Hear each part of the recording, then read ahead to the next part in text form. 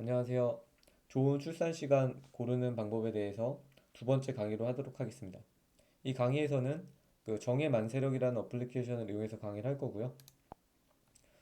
이 만세력 아니더라도 다른 만세력을 사용하셔도 상관은 없습니다. 우선 좋은 출산 시간 고르는 방법 첫 번째 시간에서는 좋은 사주의 첫 번째 조건이 오행을 모두 골고루 갖춘 사주라고 말씀을 드렸습니다. 그러면 오행을 모두 갖추고 난 다음에는 어떤 거를 좀 더 찾아볼 수 있을까? 그러니까 어떤 조건을 만족해야 오행을 갖춘 사주 중에서도 더 좋은 사주라고 말할 수 있을지에 대해서 말씀을 드리도록 하겠습니다. 결론부터 말씀을 드리면 좋은 사주이기 위해서는 그 사주의 오행 순환성이 좋아야 합니다. 무슨 말이냐면 예시로 한번 설명해 드리면 자, 이 사주를 한번 보도록 하겠습니다. 먼저 자세한 설명을 드리기 전에 이 그래프, 이 그림의 의미를 간략히 설명을 해드리면 이 파란색 화살표는 양쪽에 있는 두 글자가 서로 같은 오행이라는 뜻입니다.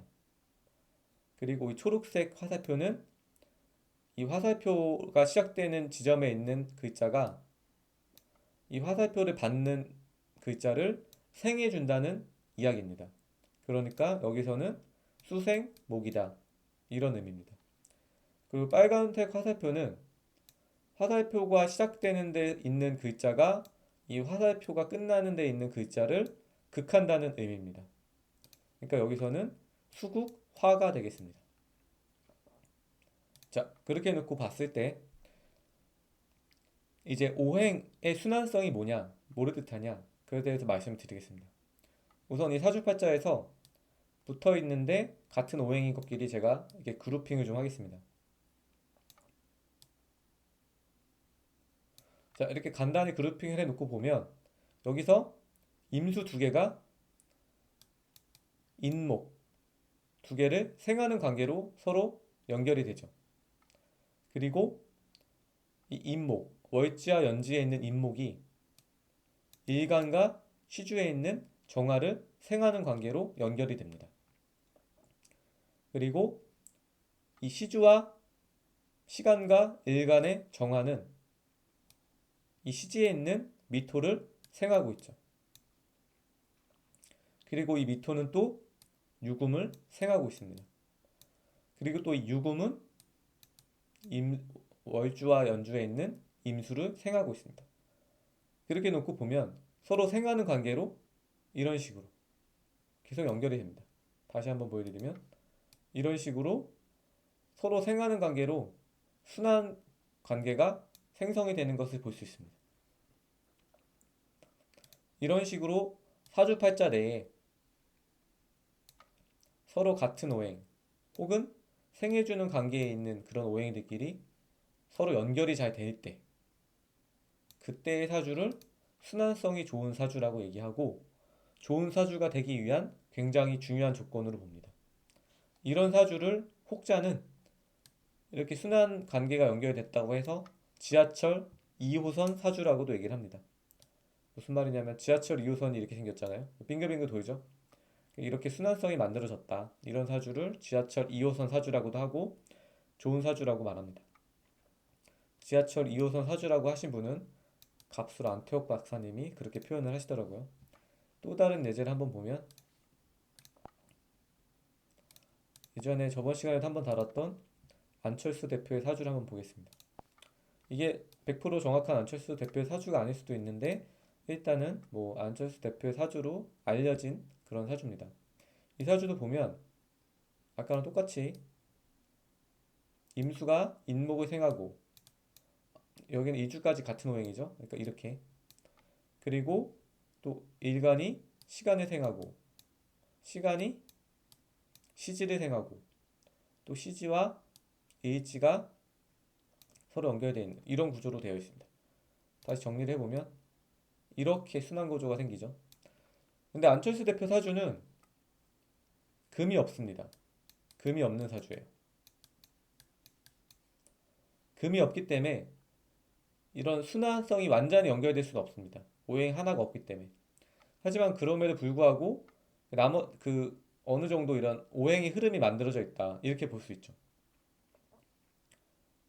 그렇기 때문에 오행을 갖추지 못했지만 그런 순환성의 관점에서 봤을 때 좋은 사주다. 이렇게 얘기할 수 있는 겁니다. 그럼 다른 예주를 한번 또 보도록 하겠습니다.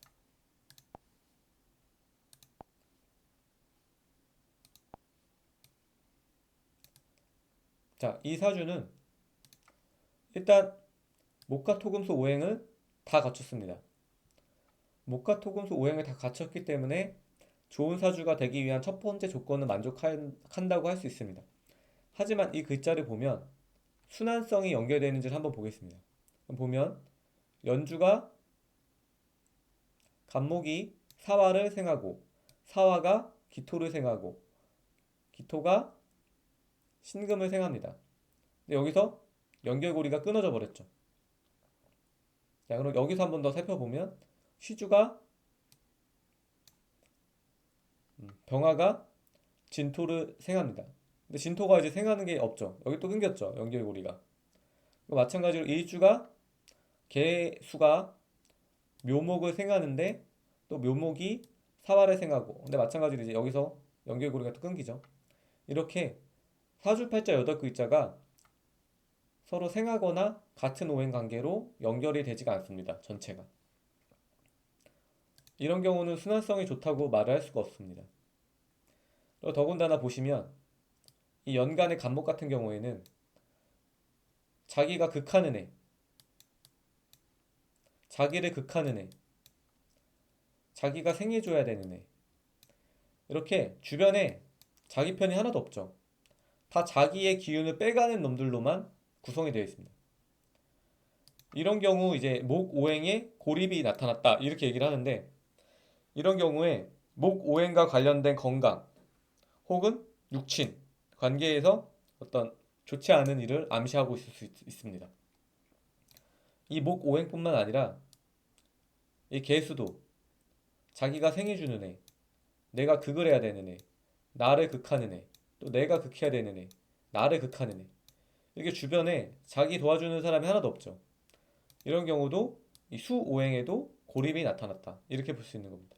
그러니까 이 사주는 오행을 다 갖추고 있지만 수오행과 목오행 두 개의 고립이 있고 여기에 관련된 건강상이나 육친상의 문제가 있을 수 있는 거죠. 자, 그럼 이제 뭐 이번 강의는 중요한 내용을 다 말씀드렸습니다. 그럼 이제 여러분들이 제가 첫 번째 강의 시간에 했던 내용과 두 번째 강의 시간에 했던 내용을 종합해서 이제 좋은 사주를 고르시게 될 텐데 그러면 두 개의 조건 중에 뭐가 더 중요하냐? 오행을 다 갖추는 게 중요하냐? 아니면 안철수 대표 사주처럼 오행 중에 하나는 빠져도 순환성이 더 좋은 게 좋으냐? 그거는 저도 확답은 드릴 수가 없습니다. 명리학자마다 의견이 다를 수 있기 때문에 이왕이면 두 개 다 갖춘 게 좋겠죠. 이 사주처럼. 이 사주 얼마나 좋습니까? 오행을 다 갖추고 이런 순환성도 사주 내에서 완성이 되고 심지어 정유일주는 제가 나중에 또 설명이 드리겠지만 그 일지 자체 천을기인을 놓고 있는 일기격 사주라고 해가지고 좋은 일주 중에 하나죠. 네, 그렇습니다. 그러면 여기까지 강의를 마치도록 하겠습니다. 감사합니다. 아, 그리고 출산택이라는 방법에 대해서 앞으로 강의 하나 정도 더 다룰 텐데 그거는 이제 첫 번째 시간에 했던 오행을 모두 갖추는 것과 이번 시간에 했던 오행 순환성이 좋은 것 요거보다는 조금 이제 덜 중요한 내용일 수 있습니다. 네, 그럼 들어주셔서 감사합니다.